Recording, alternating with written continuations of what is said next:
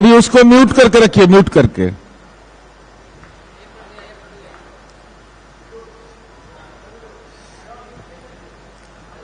आज का ये संवाददाता सम्मेलन, जिसमें हमारी पार्टी के प्रदेश के प्रवक्ता डॉक्टर सुनील सिंह जी उपस्थित हैं। आप प्रिंट इलेक्ट्रॉनिक मीडिया के सम्मानित साथियों का स्वागत है।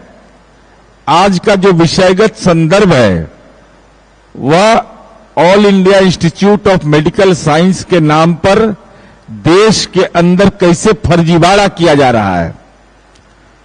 चूंकि प्रचार तंत्र के ये लोग हैं, तो कैसे एम्स जैसी संस्था, जो देश का एक मानक संस्था था, उस पर कैसे फर्जीवाड़ा हो रहा है।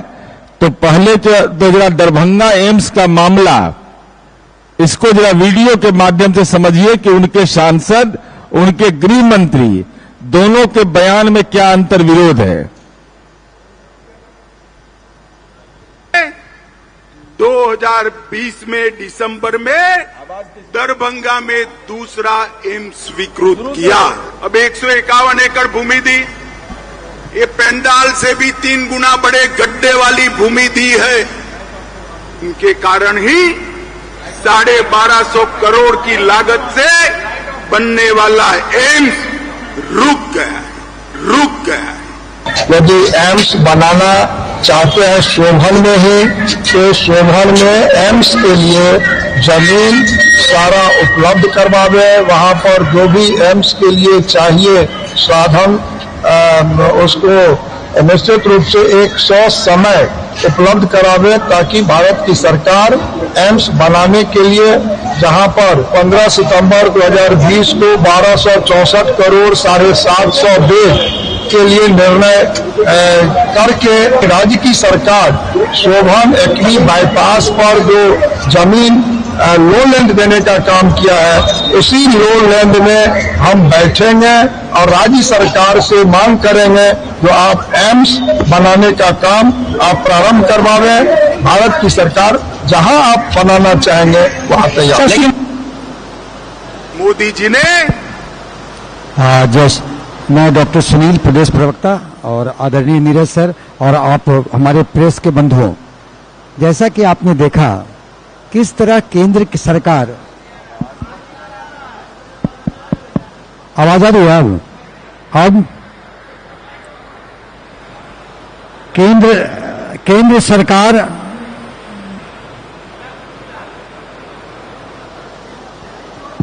आवाज आ रही है, देखिए या वो लाइन है रजनीश जी, वो जो स्टैंड वाला होता है माइक, जो ऐसा स्टैंड वाला माइक होता है, माइक है ना ऐसा वाला।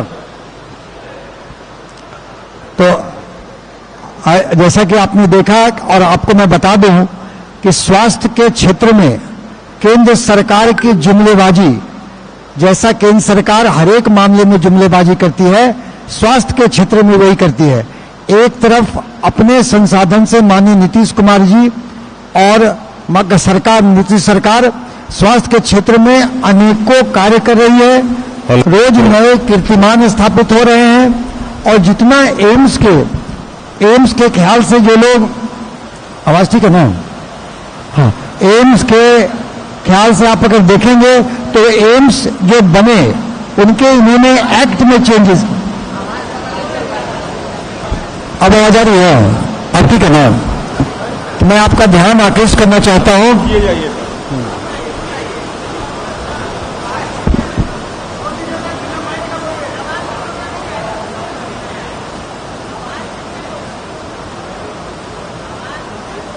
आवाज आ रही है ऊपर से।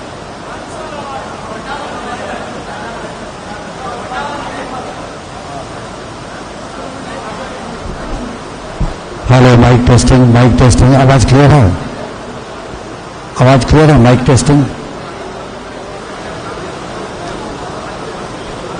क्या पत्रकार बन रहे हो? आवाज साफ आ रही है?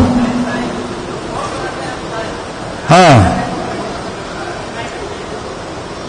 क्या बिना माइक के बोले क्या? अच्छा बोलिए, आप बिना माइक के ठीक है?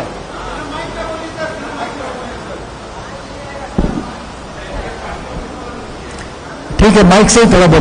देखिए, तो पत्रकार बंधुओं, मैं आपका ध्यान फिर से आकृष्ट करना चाहता हूं कि केंद्र सरकार का दोहरा चरित्र स्वास्थ्य के क्षेत्र में भी अगर देखा जाए तो एक तरफ माननीय नीतीश कुमार जी स्वास्थ्य के क्षेत्र में विकास कर रहे हैं, निरंतर नए आयाम कीर्तिमान गढ़े जा रहे हैं। आप देख रहे होंगे पीएमसीएच का, पीएमसीएच में 5600 करोड़ लगाकर 5500 बेड का हॉस्पिटल बन रहा है और अभी जो बेड की संख्या है वो 1175 है। तो ये पीएमसीएच की हो गई।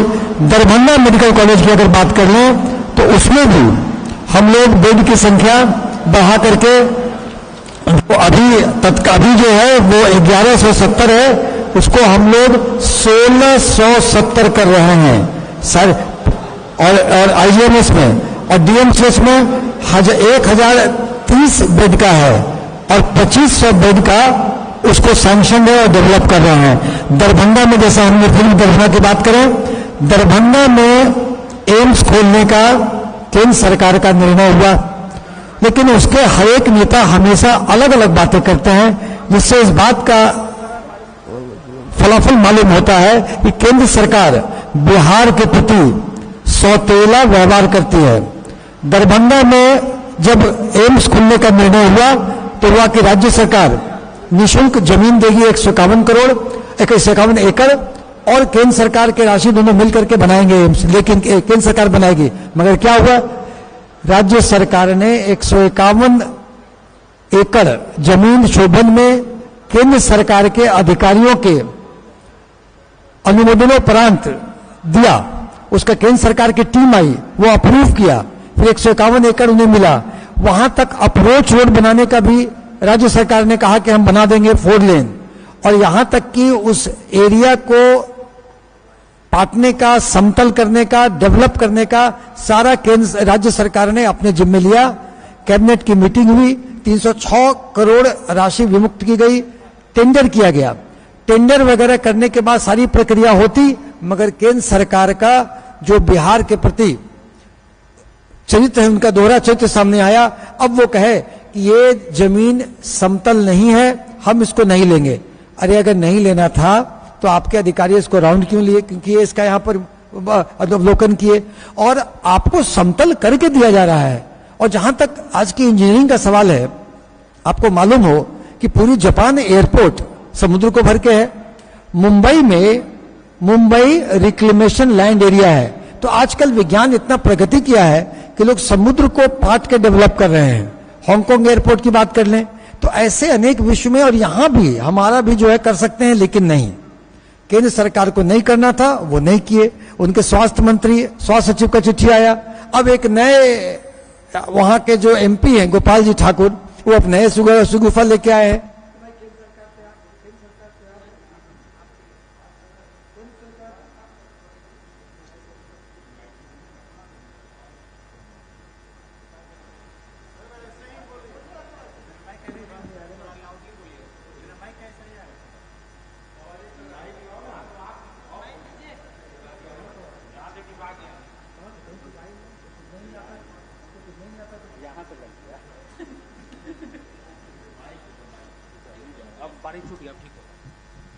अब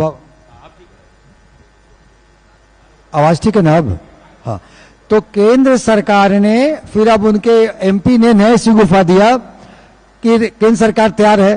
तो केंद्र सरकार के इस तरह डिली डैलिंग टैक्टिस से दरभंगा एम्स के मामले में उनकी राजनीतिक मंशा साफ हो गई है कि बिहार के प्रति उनका भेदभाव है। झंझारपुर में बोलते हैं उनके गृह मंत्री कि हमने वहां पर कर दिया, और इतना ही नहीं, एक प्रश्न किया गया लोकसभा के, उसके जवाब में दिया गया कि दरभंगा एम्स चालू है।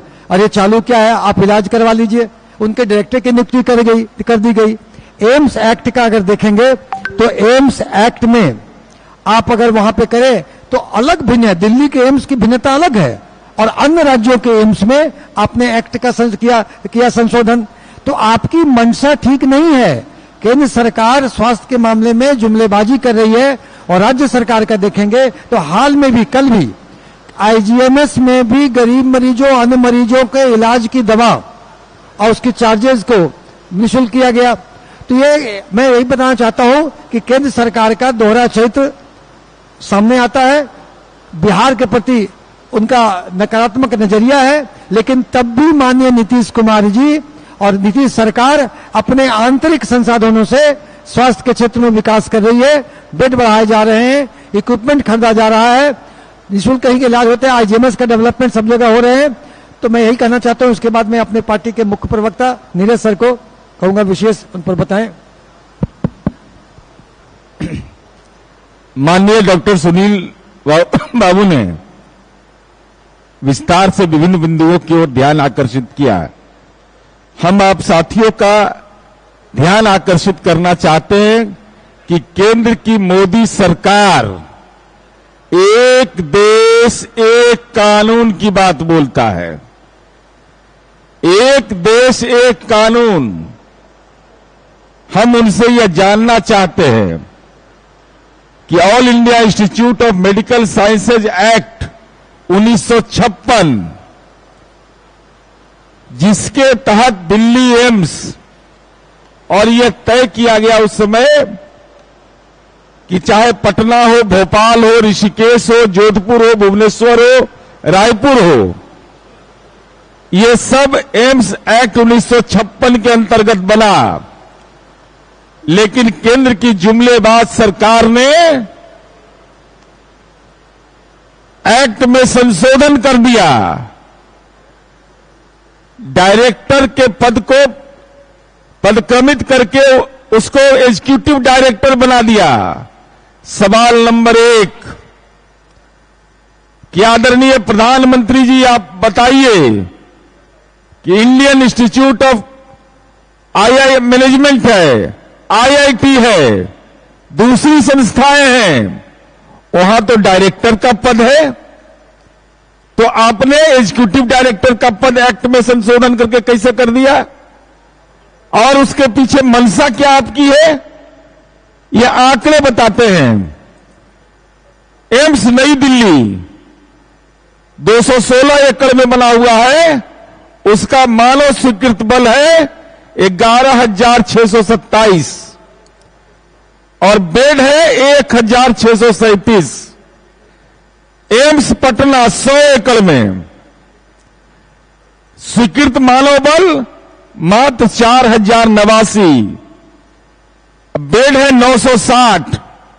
एम्स देवघर, बाबा भोले को भी नहीं बख्शा ये लोग, महादेव का पर भी लग गया, 236 एकड़ जमीन लिया और बेड है कितना 750, 1,153। एम्स दरभंगा, जिसके लिए ये लोग चीख पो मचा रहे हैं, बेड मात्र स्वीकृत कितना है 760, कुल लागत 1250 करोड़। तो बताइए तो इससे ज्यादा बेड तो डीएमसीएच में आज है 1030। तो एक देश एक कानून हो गया, तो अलग अलग एम्स में अलग अलग बेड क्यों, अलग अलग मानव बल क्यों, ये हम जानना चाहते हैं। और अभी आपको वीडियो दिखाया गया। माननीय प्रधानमंत्री नरेंद्र मोदी जी सनातनी है, सनातन धर्म के तथाकथित अलबमदार। 12 अगस्त 2023 श्रावण महीना कृष्ण पक्ष एकादशी दिन, श्रावण महीना कृष्ण पक्ष एकादशी को कहते हैं कि दरभंगा में एम्स खुल गया। 12 अगस्त एकादशी ही है। केंद्रीय स्वास्थ्य मंत्री मनसुख मांडविया ट्वीट के माध्यम से कहते हैं कि दरभंगा में बिहार सरकार द्वारा दी गई प्रतिभूमि एम्स निर्माण के लिए सही नहीं है। भाद्र मास शुक्ल पक्ष प्रतिपदा, क्योंकि ये लोग को सनातन धर्म के हिसाब से बताना पड़ेगा। 16 सितंबर 2023 सहकारिता मंत्री अमित शाह कहते हैं कि दरभंगा एम्स के लिए जो जमीन दी गई वह गड्ढा है, इसके लिए एम्स का निर्माण रुक गया। 25 सितंबर 2023 फिर एकादशी आ जाता है। गोपाल जी ठाकुर कहते हैं कि एम्स बनाने पर कोई ऐतराज नहीं है, बिहार सरकार जहां चाहती है वहीं एम्स बनेगा। हम लगातार इस बात को कह रहे थे कि दरभंगा एम्स को रोकने की एक सुनियोजित साजिश वहां के एक स्थानीय सांसद और केंद्रीय स्वास्थ्य राज्य मंत्री ने सुनियोजित तरीके से मिथिलांचल का अपमान करने के लिए, मिथिला की लोगों की भावना का अपमान करने के लिए एम्स को रोकने की कवायद की थी। इसमें कौन सही है, कौन बड़ा राजनीतिक जालसाज है? प्रधानमंत्री कह रहे हैं एम्स खुल गया, सहकारिता मंत्री कह रहे हैं वहां गड्ढा, एम्स नहीं बनेगा, और उनके स्वास्थ्य मंत्री कह रहे हैं कि जो जमीन दी गई वो सही नहीं है, वहां के सांसद कह रहे हैं कि जहां सरकार देगी जमीन वहीं बनेगा। इसका क्या मतलब है? ये तो साफ तौर पर यह बताता है कि दरभंगा एम्स के निर्माण में राजनीतिक ईर्ष्या बरती गई और राजनीतिक ईर्ष्या के चलते जानबूझ करके काम को रोका गया। और सवाल मेरा यह है कि एम्स एक्ट 19 जो बना हुआ है उसमें आपने संशोधन कर दिया, तो आप जमीन ले रहे हैं कहीं 200 एकड़, कहीं 250 एकड़। अब बेड की संख्या कम क्यों करते जा रहे हैं आप? जो राज्य सरकार के भी अस्पताल है उससे भी कम बेड आप दे रहे हैं। यह सवाल हम आपके माध्यम से जानना चाहते हैं। इनके एम्स से ज्यादा तो बिहार के अस्पताल में बेड है। पीएमसीएच पटना 1754 बेड बढ़ाया जा रहा है 5462। आईजीआईएमएस है, भाजपा शासित प्रदेश में कहीं है कि मुफ्त में इलाज भी होगा, मुफ्त में जांच भी होगा और दवा भी मिलेगी।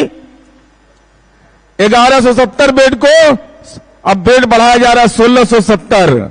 डीएमसीएच माने दरभंगा में बनाने जा रहे हैं 760 बेड के, तो इतना तो मेरा पुराना ही था 1030 बेड का, और 2500 बेड अब बढ़ाया जा रहा है।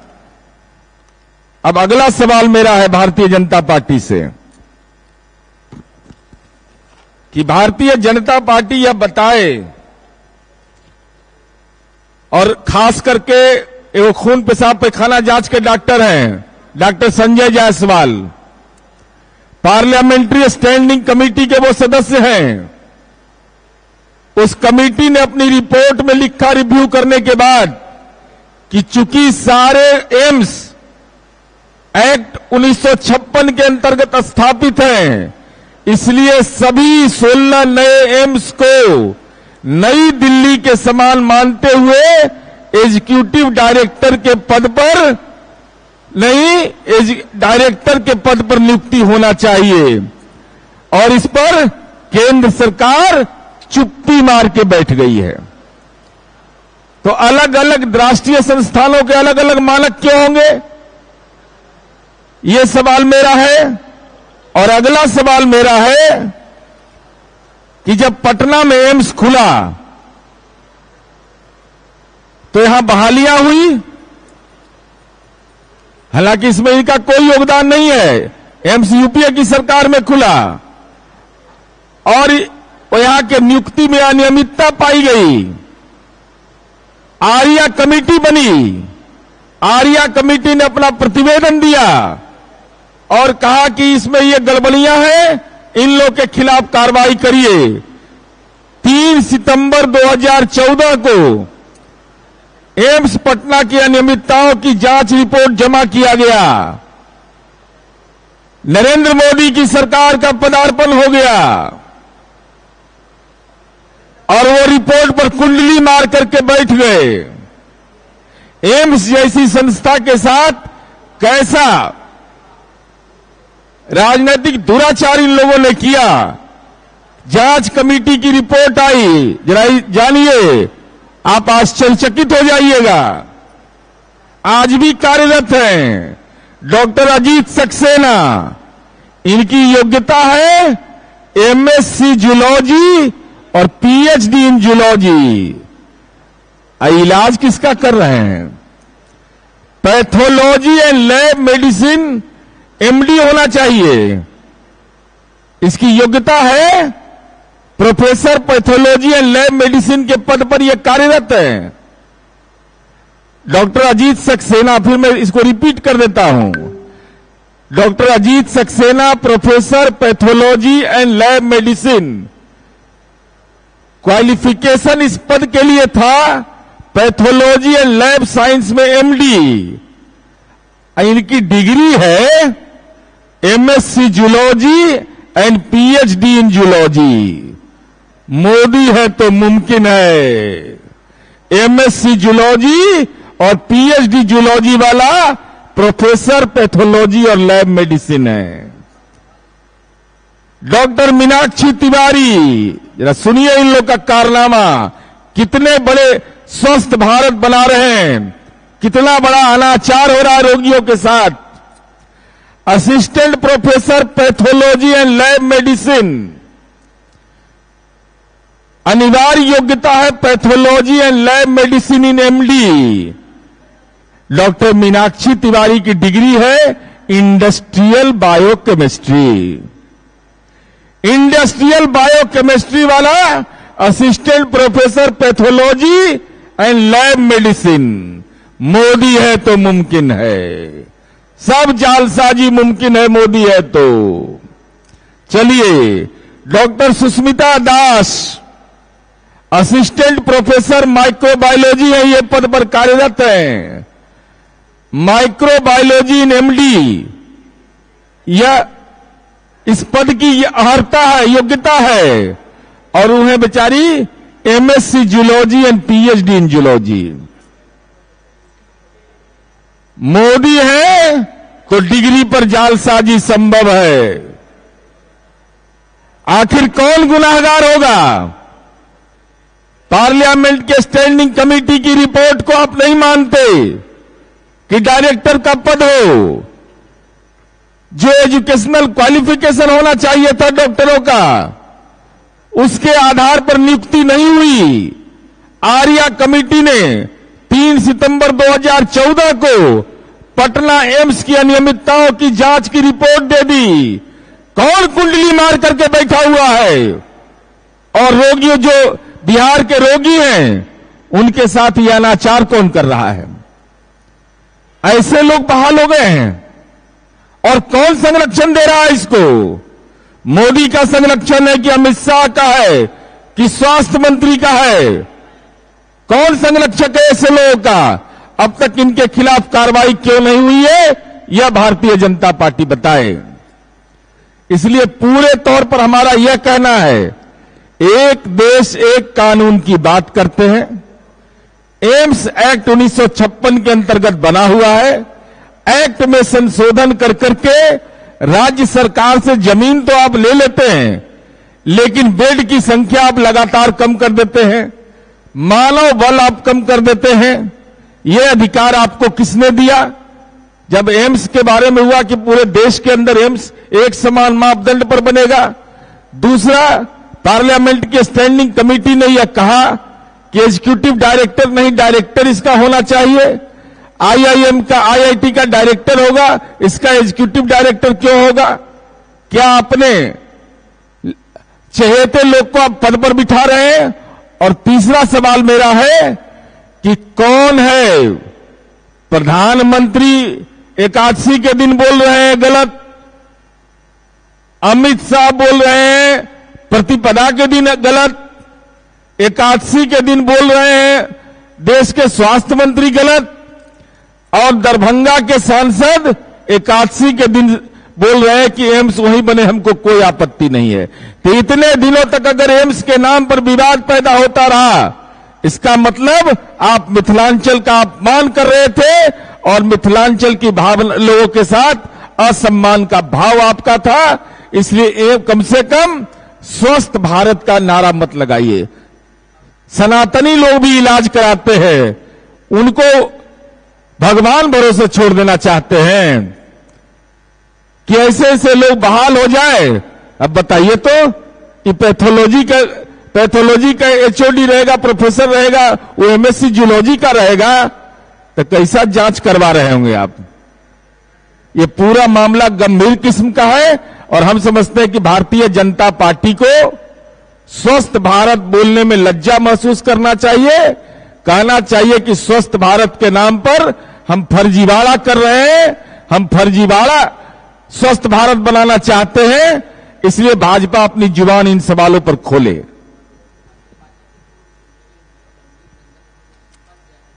नहीं मालूम, बहुत इस्तीफा का कौन मतलब है? कोई बुलाने गया था कोई किसी को क्या? कौन का इस्तीफा दे दिए? कौन? यहां इंडिया गठबंधन में हम